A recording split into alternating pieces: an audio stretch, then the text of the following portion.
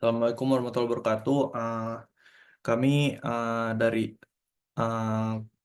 dari tugas besar Sistem Kecerdasan Lanjut akan menjelaskan tentang tugas kami yaitu klasifikasi citra dari tulisan tangan digit Persia menggunakan convolutional neural network. Dari kami sendiri beranggotakan saya sendiri Ahmad Alfansyah Nasution, ada Galuh dan juga ada Rifki.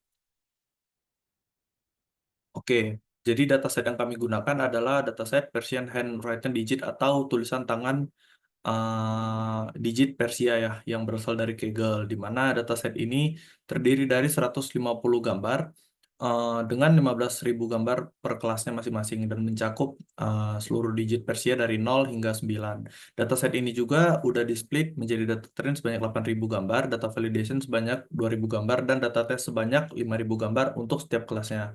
Dan berikut juga ada sampel contoh data untuk masing-masing digit. Untuk flowchart yang kami desain untuk tugas ini, yang pertama adalah data collection, terus ada split dataset yang sudah dijelaskan pada slide sebelumnya. Lalu ada image augmentation yang dibagi dari 5, yaitu rescale, rotation, width shift, height shift, dan zoom. Lalu ada modeling CNN sendiri, karena model yang kami gunakan adalah CNN, terus ada hyperparameter tuning, dan ada evaluation. Nah, untuk image augmentation sendiri, kami menggunakan yang pertama tadi adalah rescale. Fungsinya itu untuk memperbesar atau memperkecil size atau ukuran dari gambar ya. Terus ada rotation, yaitu memutar gambar pada sudut tertentu. Ada width shift yang menggeser gambar secara horizontal. Ada height shift, menggeser juga ya secara vertikal. Dan ada zoom, yaitu fungsinya untuk zoom in atau zoom out dari gambar. Nah, berikut adalah contoh dari before dan after gambar dari image augmentation. Nah, berikut juga adalah sampel-sampel data dari setiap label kelas yang sudah dilakukan image augmentation. Oke, lanjut. Sekarang akan dijelaskan oleh teman saya, Rifki. Baik, dalam tugas ini kami terinspirasi oleh model VGG16 dalam pengembangan model kami dengan mengadopsi ide-ide arsitektur yang ada dan menyederhanakan model tersebut untuk mencapai tujuan yang diinginkan. Gambar-gambar tersebut merupakan gambar dengan tinggi dan lebar sebesar 28 piksel, yang mana bisa kita lihat bahwa di sini adalah arsitektur dari model yang kami rancang pada tugas ini. Ada input, ada convolution 1, 2, ada max pull, ada drop out, lalu masuk ke flatten, lalu ke linear 1 dan ke linear 2. Selanjutnya. Oke. Untuk eksperimen tanpa hyperparameter tuning, kami menggunakan default parameter, yaitu learning rate sebesar 0,01, epoch 100, optimizer Adam. Dan menggunakan fitur early stop, yaitu di mana jika nilai loss validation tidak lebih baik dari nilai pada 10 epoch sebelumnya, maka training akan dihentikan. Dapat kita lihat pada grafik di kiri, grafik menunjukkan penurunan loss awal dan stabilitas setelahnya dengan akurasi mencapai lebih dari 98% pada beberapa epoch pertama dan stabil setelahnya. Lalu pada gambar di kanan terdapat confusion matrix yang menunjukkan bahwa model ini memiliki kinerja yang sangat baik dengan sebagian besar digit dikenali dengan benar, di mana suatu nilai dengan latar belakang merah itu merupakan atau menampilkan digit-digit yang benar diklasifikasikan. Oke, selanjutnya. Dan di sini ditampilkan gambar-gambar yang menunjukkan salah diprediksi. Kesalahan ini dapat dimaklumi karena model tersebut seperti halnya manusia yang dapat mengalami kesulitan dalam mengklasifikasikan angka-angka yang memiliki kemiripan visual yang tinggi.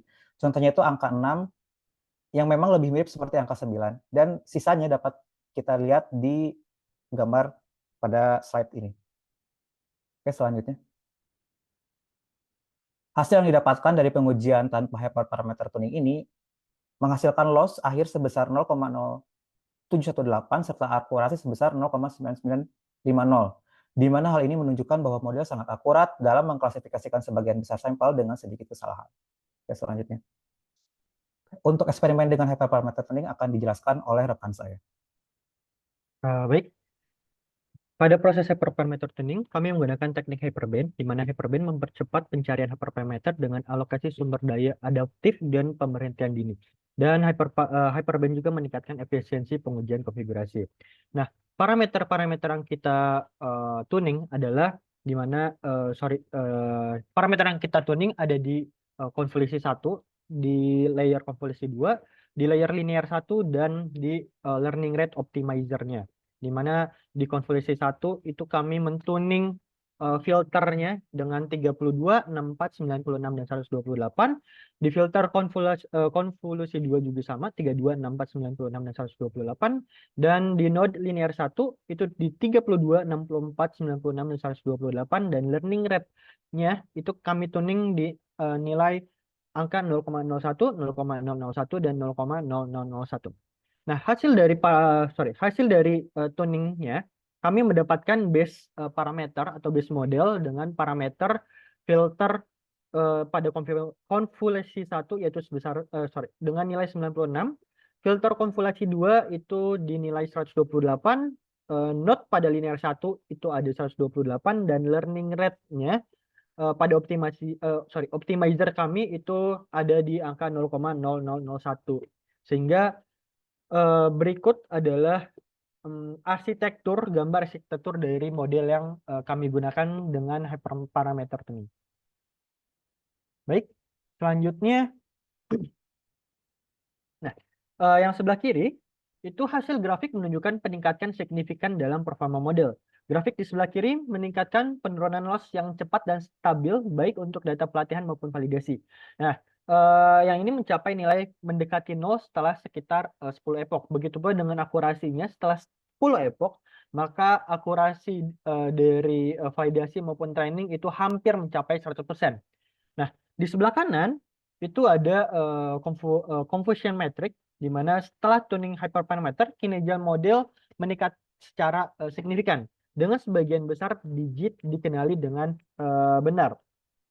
Kesalahan prediksi berkurang drastis, contohnya pada digit 2 yang salah dikenali sebagai digit 3. Yang ini itu tuh berkurang, yang sebelumnya itu ada di 98 gambar yang salah, tapi setelah kami menggunakan hyperparameter tuning, itu hanya sekitar 20 gambar saja yang salah.